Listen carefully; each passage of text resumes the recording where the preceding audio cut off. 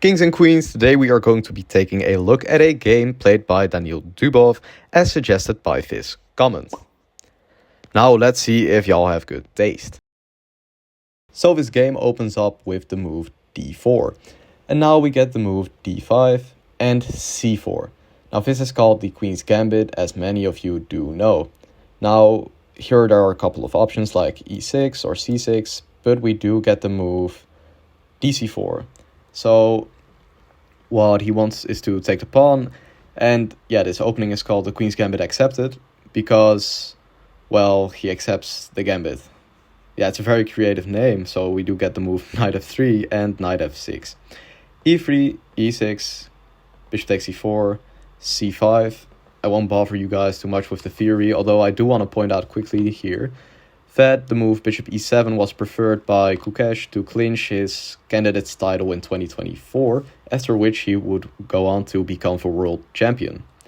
But this game between Dubov and Sarin was played in 2022, so they did not know about this bishop e7 move, c5, the main line. Okay, now he castles, and Sarin's strategy is based upon this thing. So he wants to take, after which this pawn has no bodies to guard it, right? It's called an isolated pawn. And Sarin wants to target it with his pieces, while Dubov wants to target the black king, because most of Sarin's pieces are over on the queen side. Now, so we do get castles, a6, trying to play b5. He wants to expand on the queen side before taking on d4. It's a very natural plan. He just wants to get out his bishop. But he is forgetting one thing, and that is that he's playing Dubov. You see, he's spending all this time, e6, a6, and c5, just playing moves with his pawns instead of his pieces. Now, we will see in the game very shortly here. Castles, a6, queen e2. And now he wants to get out this rook, lining up against the queen, and he just waits for Sarin to take on d4 so he can get out his bishop, because obviously he can't get out his bishop on this move, right? That would make no sense. So you get b5, bishop is attacked, bishop d3. Now Dubov just wants to attack this king side, cd, and now Dubov, yeah, very good opening prep starts, I suppose. A normal move like ed4 is perfectly fine for white. It's about an equal position, and yeah, white, like I said, gets a weak pawn, but gets some attacking chances against his king. But in the game, we get something way more exciting. We get the move a4, out of nowhere. So he immediately sacrifices this pawn, and he gets this rook involved into the game. So he lines these up, so he's threatening to take. Now, if black were to accept the gambit with a move like pawn takes e3, then he would recapture by bishop. And now you can see that all of these black pieces are sleeping, all on the back rank, having a nice tea party, while white has 1, 2, 3, 4, 5 pieces out. Black only has 2. So even though black is up a pawn, he is worse here, because these lines are gonna get open, or are open, I should say. Like this, he will attack the queen. This king is never safe because the bishops are lined up against it. So it's a very nice position for white, which is what Dubov was hoping for. Now instead, after a4, we get the move b takes a4.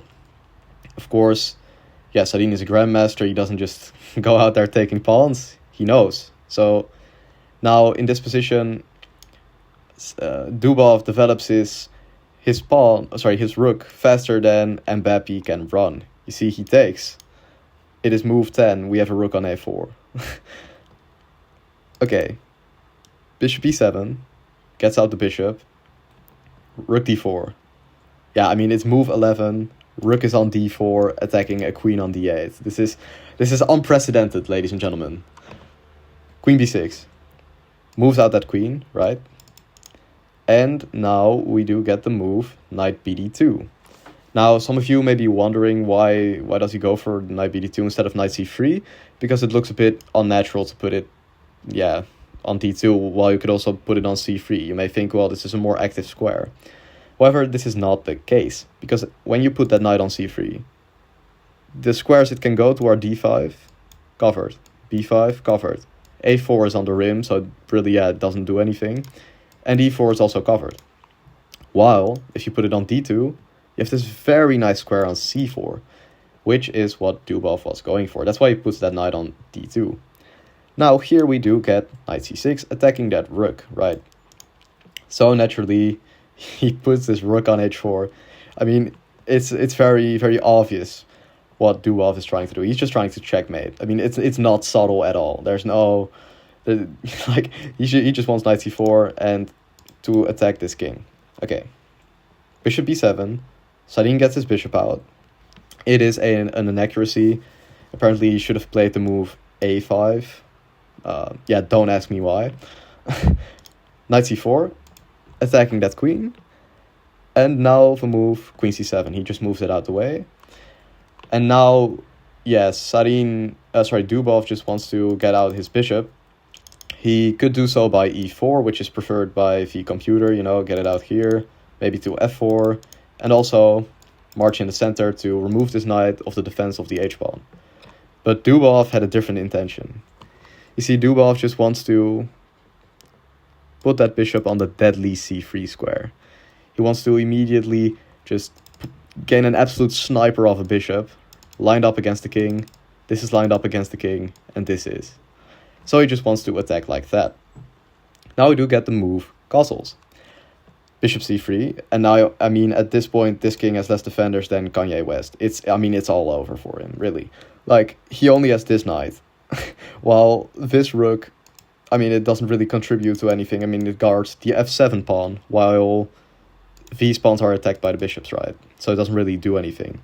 So there's one defender, and there are 3 attackers. 1, 2, 3. Okay.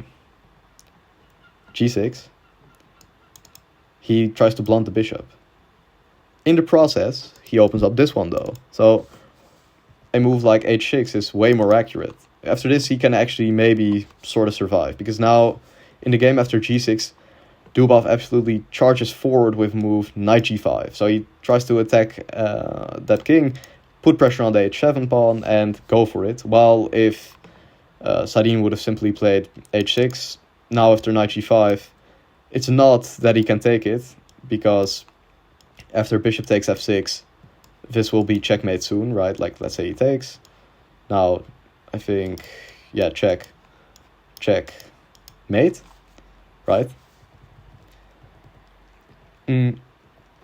But it's just that this knight doesn't attack this pawn anymore. There's no purpose for this knight to be here. So I have to remove rook fd8 to try to get the bishop involved in the defense. Black is much, much better. So g6, an inaccuracy. Like I just said, he weakens the dark squares, and knight g5. Charges forward. Now here a move like e5 would have been preferred, after which he blunts this bishop. So it would have been quite, in line with his strategy of blunting the bishops. He blunts 1, blunts 2. He was probably very scared of this move f4, after which Dubov again opens up this rook, and there is a raging attack. Regardless, Sarin plays a different move.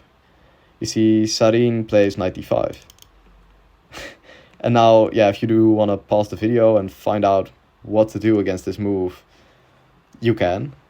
So, Sarin is attacking this bishop. He's attacking this knight. And he's thinking, okay, next move, if he moves the knight, I'm going to take the bishop, right? And everything will be jolly. But here, ladies and gentlemen, instead of moving these pieces or playing a move like bishop takes g6, which is a very exciting sacrifice as well, right? Because if you take, it's checkmate.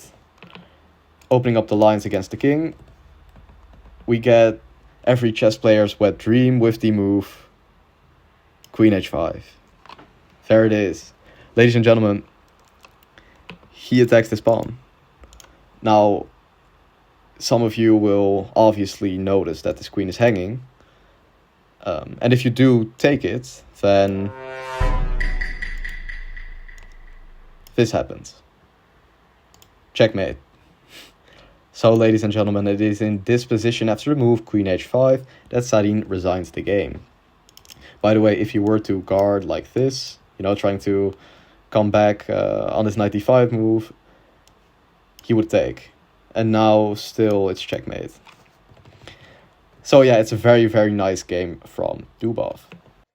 Thank you all so much for watching. Do leave any suggestions you may have in the comments below. Stay hydrated, and I'll catch y'all in the next one.